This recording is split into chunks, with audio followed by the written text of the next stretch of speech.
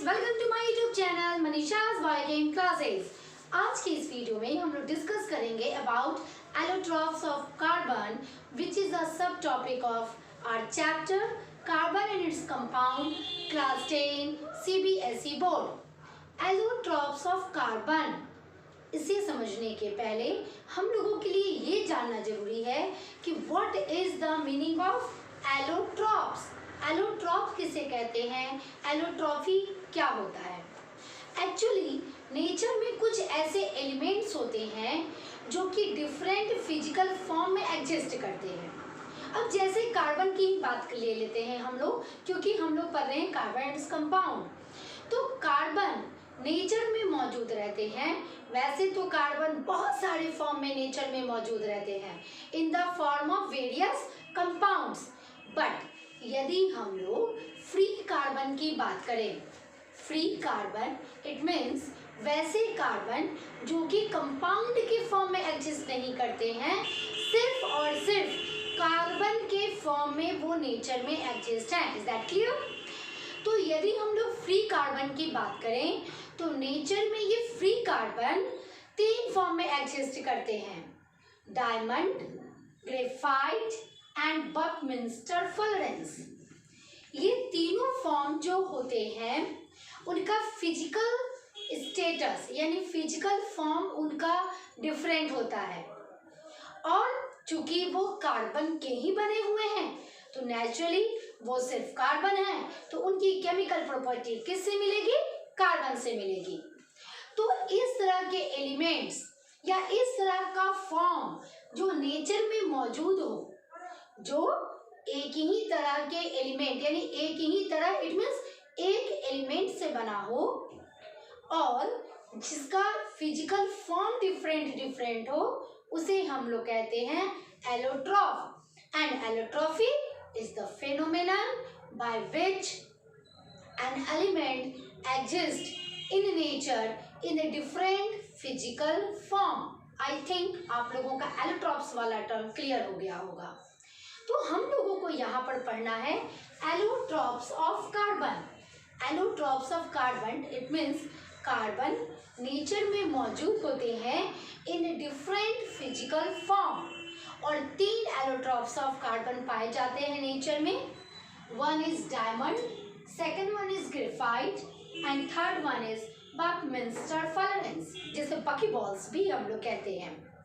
तो part by part हम लोगों को इस क्लास में डायमंड, ग्रेफाइट एंड बकमिंस्टर फुलरेंस के बारे में बेसिक कॉन्सेप्ट गेन करना है। तो चलिए आइए देखते हैं हम लोग बारी बारी से। Number 1 is diamond. डायमंड हम सभी ने देखा है, या तो हम लोगों ने अपने घर में देखा है, या फिल्मों में देखा है, या टेलीविजन में देखा है। आर्टिफिशियल डायमंड्स हम सभी ने देखे हैं। क्लियर?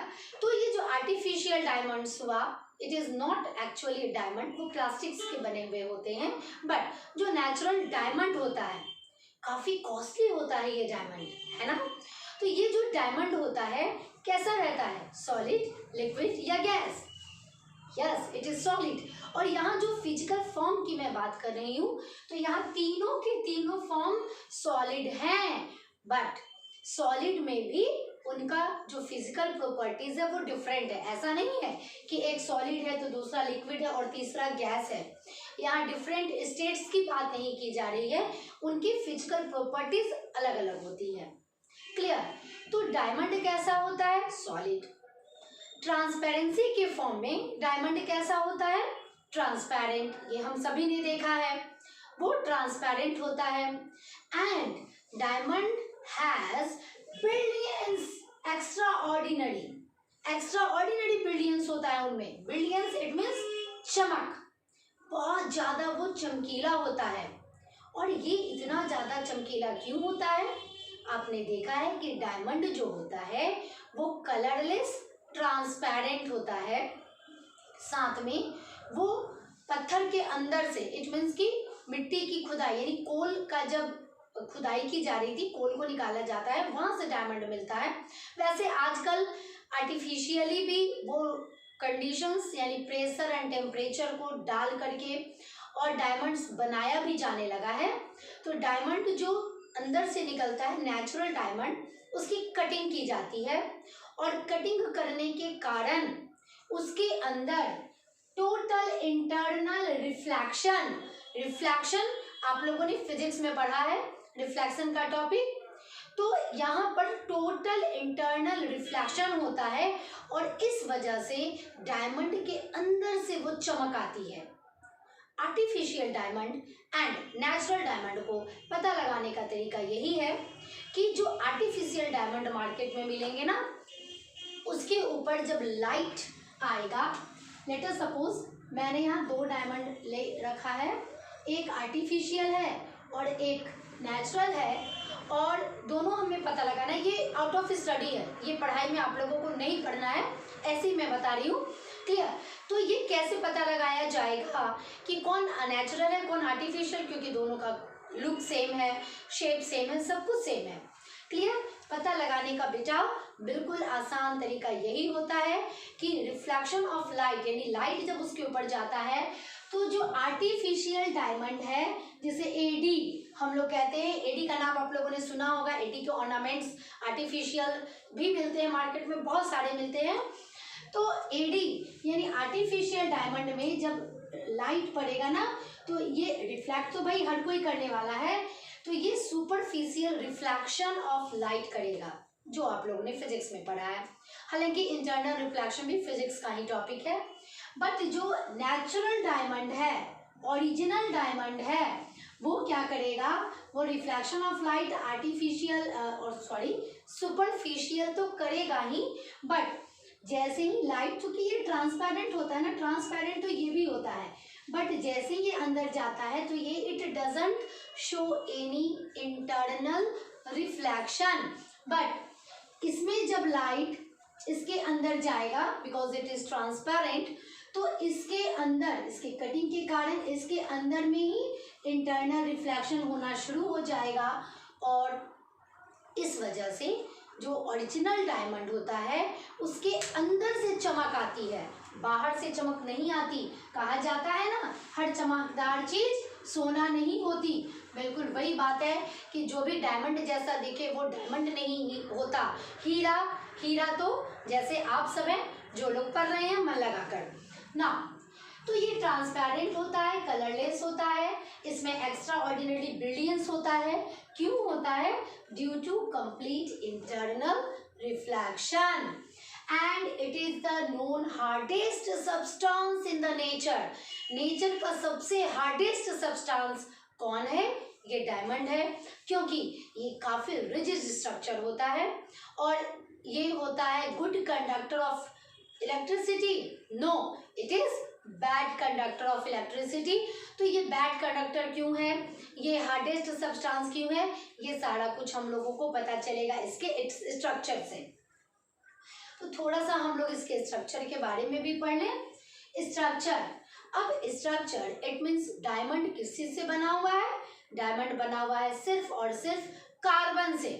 तो इसका यदि मैं ये कहूँ कि भाई डायमंड का मॉलिक्यूलर फॉर्मूला लिखिए, डायमंड का मॉलिक्यूलर फॉर्मूला लिखिए, क्या लिखोगे? Only you have to write C, आपको सिर्फ सी लिखना होगा, सी फॉर कार्बन।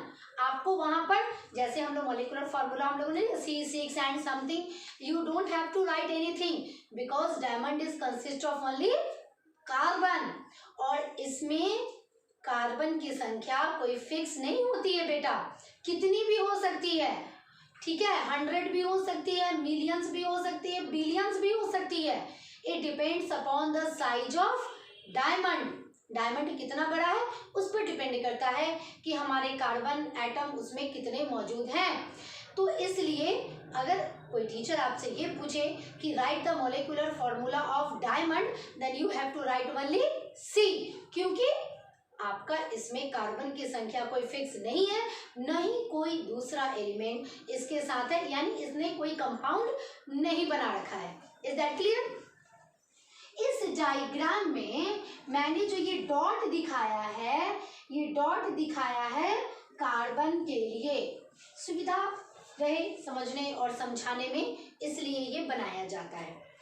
तो डायमंड का जो अपना एक यूनिट होगा, हर चीज का तो अपना एक यूनिट होता है ना, ठीक है, इसका भी यूनिट एक कार्बन है, बट फिर भी स्ट्रक्चरल अरेंजमेंट के हिसाब से डायमंड का भी अपना एक यूनिट है, और एक यूनिट ऑफ डायमंड में 4 कार्बन अटैच रहते हैं इन द फॉर्म ऑफ टेट्राहेड्रॉन। ये टेट्राहेड्रॉन आप लोगों ने मैथमेटिक्स के ज्योमेट्री में पढ़ा होगा, टेट्राहेड्रॉन स्ट्रक्चर, और 4 कार्बन आपस में अटैच रहते हैं इन the form of tetrahedron, just like this. ये जो मैंने स्ट्रक्चर शो किया है, इसमें देखिए मिडिल कार्बन को यदि आप लेते हो तो ये मिडिल कार्बन अलग अलग 4 कार्बन एटम से अटैच है।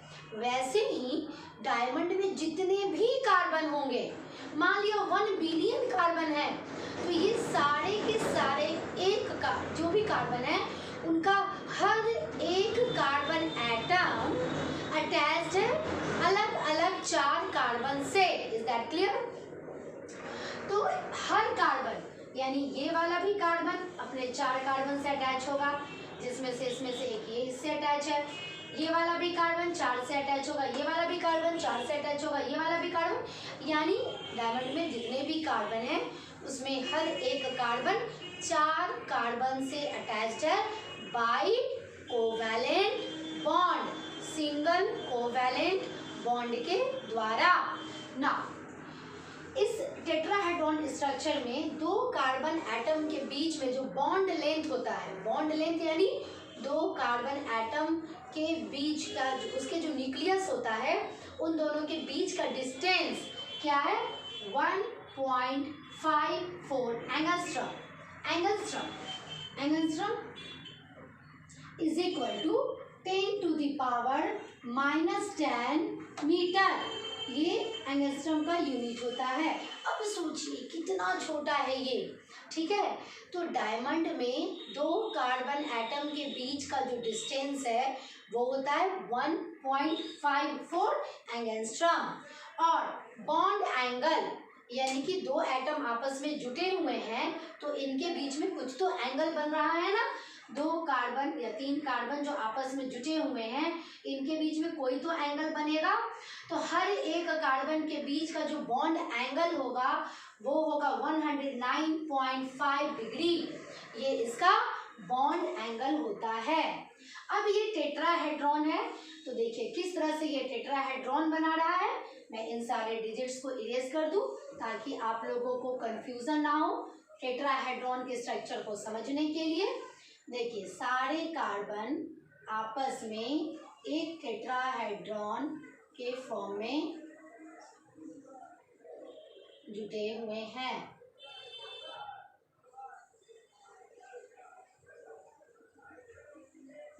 This is the tetrahedron. अब आपको देख के लग रहा है ये डायग्राम आपने ज्योमेट्री मैथमेटिक्स में पढ़ा होगा।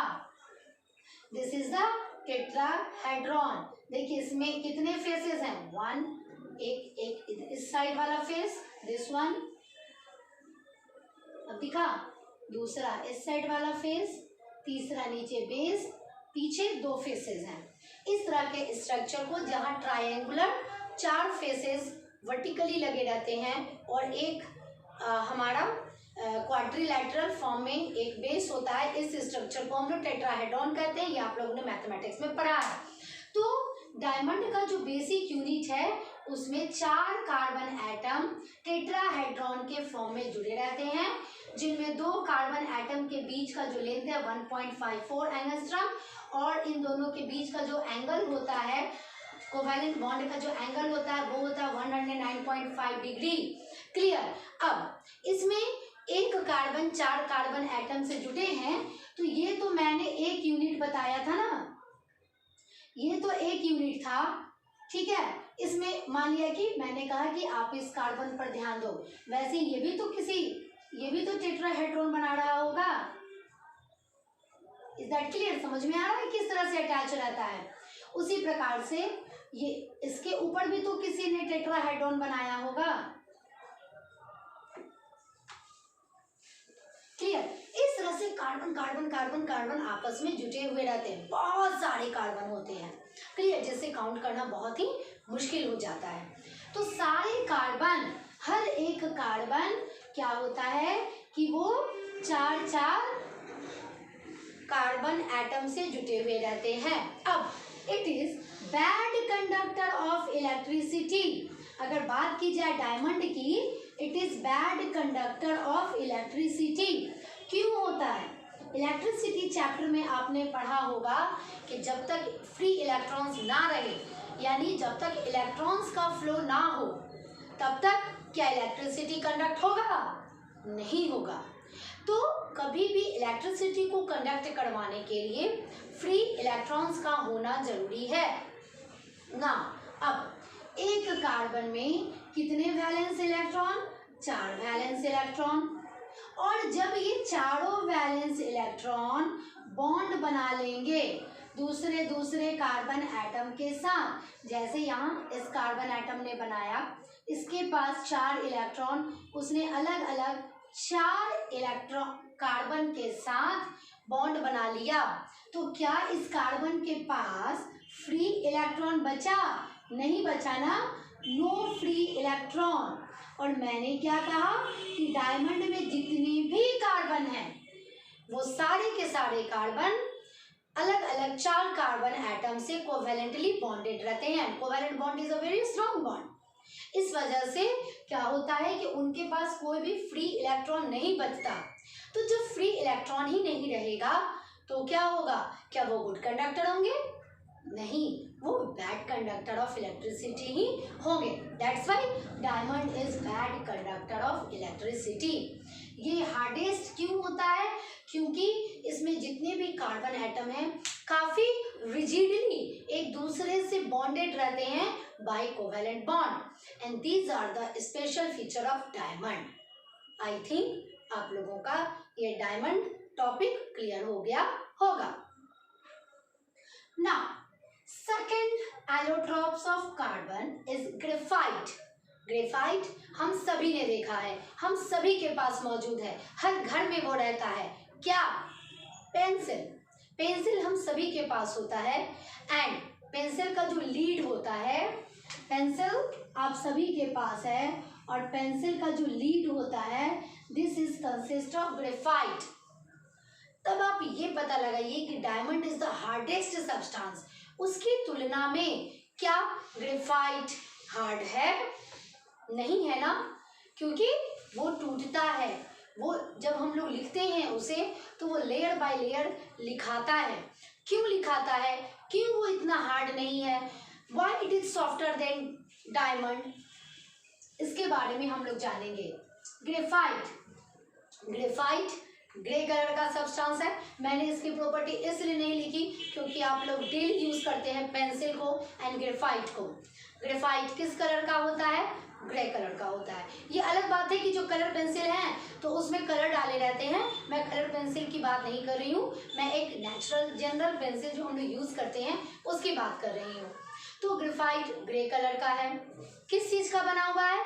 कार्बन का बना हुआ है। इसका भी यदि मोलिकुलर फॉर्मूला कोई कहे कि बेटा write the molecular formula of graphite, क्योंकि इसमें तो सिर्फ कार्बन है, it can be written only C just like metal. क्यों? क्योंकि इसमें भी कोई कार्बन की संख्या फिक्स नहीं है, कितने भी कार्बन हो सकते हैं। It depends upon the size of graphite. Now अब ग्रेफाइट जो होता है वो सॉफ्ट होता है and it is good conductor of electricity. ये 2 चीज आप लोगों को एक्सप्लेन करना है क्योंकि ये एग्जाम्स में आते हैं। ग्रेफाइट, अब ग्रेफाइट ये सारी प्रॉपर्टी डिपेंड करती है स्ट्रक्चर ऑफ ग्रेफाइट और the arrangement of carbon atom in graphite. Graphite के अंदर जो कार्बन एटम्स अरेंज रहते हैं तो वो लेयर्स बाय लेयर में अरेंज रहते हैं, और इसमें क्या होता है, 1 carbon attached with 3 other carbon. ये 3 अलग अलग कार्बन से, जिस प्रकार से डायमंड में एक कार्बन एटम 4 अलग अलग कार्बन एटम से अटैच थे, इसमें एक कार्बन एटम 3 अलग अलग कार्बन एटम से अटैच्ड है। और किस फॉर्म में है? In the form of hexagon. ये आप लोगों को दिख रहा होगा, जितना भी कार्बन एटम है वो हेक्सागोन के फॉर्म में वो अरेंज रहता है और ये बहुत सारा हेक्सागोन बनाता है और इस तरह से एक शीट की तरह ये अरेंज रहता है, लेयर्स बनाता है in the form of hexagon, जिसमें एक कार्बन एटम 3 अलग अलग कार्बन एटम में अटैच्ड रहते हैं। अब चूंकि एक कार्बन एटम 3 अलग अलग कार्बन एटम से अटैच रहते हैं ग्रेफाइट में, मैं इसे इरेज कर देती हूँ। तो फिर यहाँ आप देखिए एक कार्बन के पास कितने वैलेंस इलेक्ट्रॉन? 4 valence electron. और जैसा कि मैंने कहा कि ग्रेफाइट में एक कार्बन एटम 3 अलग अलग कार्बन एटम के साथ कोवेलेंटली बॉन्डेड रहता है, तो एक फ्री इलेक्ट्रॉन तो इसके पास रह गया ना। हर एक कार्बन एटम के पास, ग्रेफाइट में हर एक कार्बन एटम के पास 1 फ्री इलेक्ट्रॉन रहता है। चूंकि इसमें फ्री इलेक्ट्रॉन्स है, इस वजह से it is good conductor of electricity. That's why it is good conductor of electricity. और यही वजह है कि ग्रेफाइट एक नॉन मेटल होते हुए भी एज ए इलेक्ट्रोड इसका इस्तेमाल किया जाता है, because it is good conductor of electricity. Is that clear? तो चलिए हम लोग आते हैं फिर से अपने स्ट्रक्चर पे, क्योंकि हमारा एक प्रॉपर्टी क्लियर हो गया, क्या? कि why graphite is a good conductor of electricity. Clear? तो चलिए once again I am going to teach you the graphite structure. Graphite में क्या होता है? जितने भी कार्बन एटम होते हैं, एक कार्बन एटम 3 अलग अलग कार्बन एटम के साथ कोवेलेंटली बॉन्डेड रहता है, हेक्सागोनली उसका अरेंजमेंट होता है और वो अलग अलग शीट्स बनाता है। जैसे ये शीट, फर्स्ट शीट, उसी तरह से second sheet, third sheet, fourth sheet, वो कितना बनाता है? It depends upon the size of graphite. और जितने भी शीट्स होते हैं वो आपस में एक वीक फोर्स ऑफ अट्रैक्शन, जिसका नाम है van Waals force of attraction, it is a kind of bond. Actually class 10 में आप लोगों ने पढ़ा है ionic bond and covalent bond, but जब आप सीनियर क्लासेस, हायर क्लासेस में जाओगे, +2 में जाओगे, तो वहाँ सिर्फ ये 2 बॉन्ड नहीं है, और भी बहुत सारे बॉन्ड आप लोगों को पढ़ने हैं, जिसमें से एक है van Waals force of attraction, which is a very weak bond, बहुत ही कमजोर बॉन्ड होता है। इसमें क्या होता है कि 2 एटम जब आपस में आते हैं तो simple due to the closeness उनके बीच में एक हल्का सा फ्रेंडशिप टाइप का हो जाता है। क्लास में दोस्त होते हैं ना, कोई हमारा बेस्ट फ्रेंड होता है, तो जो बेस्ट फ्रेंड है वो है कोवेलेंट बॉन्ड। लेकिन क्लास में जितने लोग हैं उनसे हमारा एक हल्का सा अफेक्शन, एक अट्रैक्शन तो हो जाता है ना कि भाई मेरे सेक्शन का ये बच्चा है, वो हो गया van Waals force of attraction. उनकी इंटीमेसी उनके साथ नहीं होती है। तो जो डिफरेंट शीट्स होते हैं ना, वो वीक वैन वाल फोर्स से अटैच होते हैं। और यही वजह है कि जब हम लोग पेंसिल से लिखते हैं अपनी कॉपी पर, तो वो layer by layer, sheet by sheet वो निकलते रहता है और हमारी पेंसिल से हमारी कॉपी पर वो कुछ लिखते रहता है, यानी उससे लिखाते रहता है। Is that clear? क्यों? Because the different sheets are attached with van Waals force. Is that clear? That's why it is soft, और यही वजह है कि ये सॉफ्ट है। तो सेकंड प्रॉपर्टी हमारी थी कि यही वजह है कि ये सॉफ्ट है, तो इससे हम लोग पेंसिल का लीड बनाते हैं।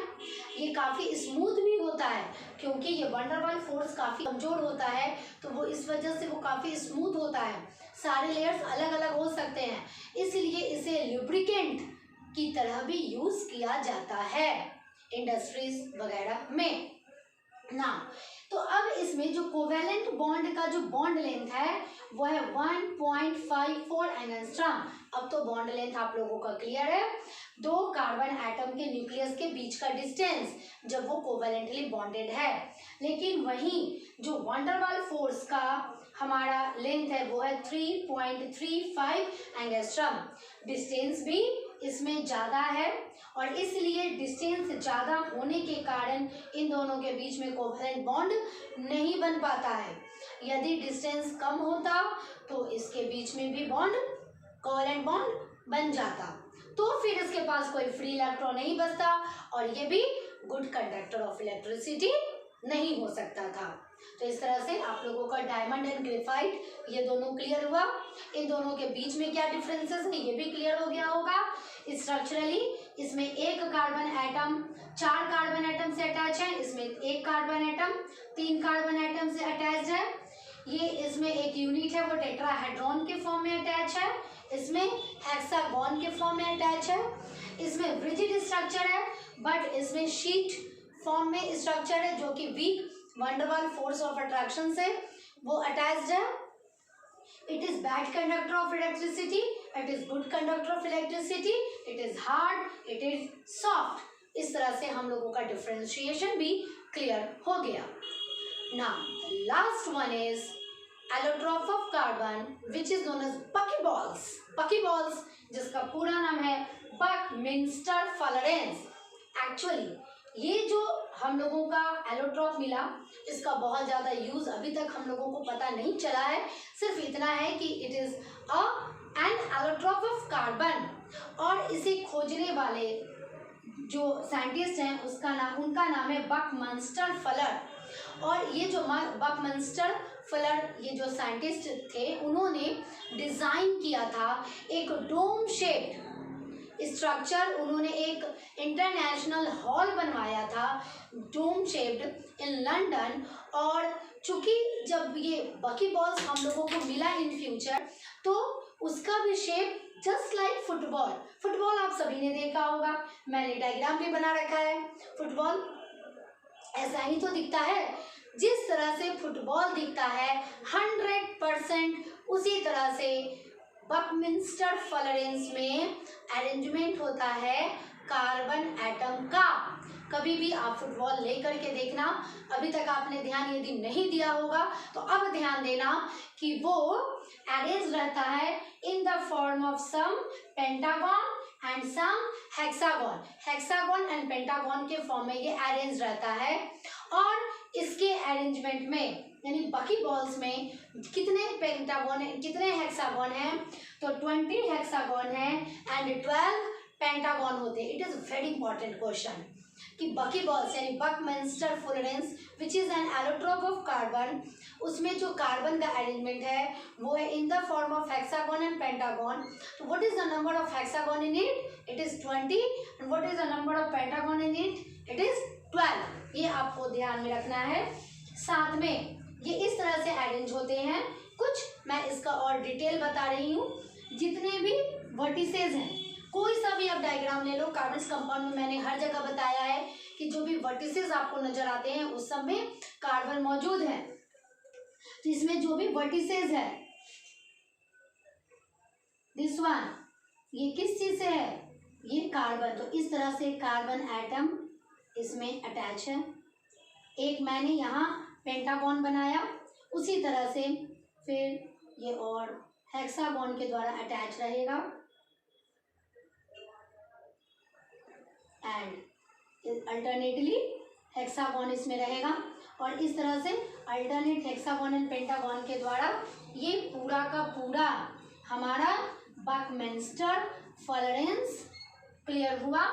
एंड इसका जो मॉलिक्यूलर फॉर्मूला है, यहाँ मैंने इसका मॉलिक्यूलर फॉर्मूला लिखा है विच इज C60। भाई इसमें मैंने सिर्फ C लिखा था, इसमें भी C लिखा था क्योंकि ये कार्बन का बना हुआ है। इसमें C60 लिखा गया है क्योंकि इन दोनों में कार्बन की संख्या कोई फिक्स नहीं है। The number of carbon depends upon the size of diamond and graphite, but in buckminster fullerenes आपका जो कार्बन का संख्या वो 60, यानी एक मॉलिक्यूल जो कार्बन का है इन द फॉर्म ऑफ बकीबॉल्स, इसमें कार्बन की संख्या है 60। इसलिए यदि कहा जाए कि write the molecular formula of Buckminster Florence, तो आपको लिखना होगा C60। Is that clear? तो ये था हमारा एलोट्रॉप्स ऑफ कार्बन, और इसी के साथ आज हमारा 10th क्लास का कंप्लीट सिलेबस होता है। इस टॉपिक का नोट्स मैं आज के अपने वीडियो के डिस्क्रिप्शन बॉक्स में डाल दूंगी, आप लोग उसे नोट कर लीजिएगा। मिलती हूँ जल्दी ही नेक्स्ट टॉपिक के साथ। Till then bye.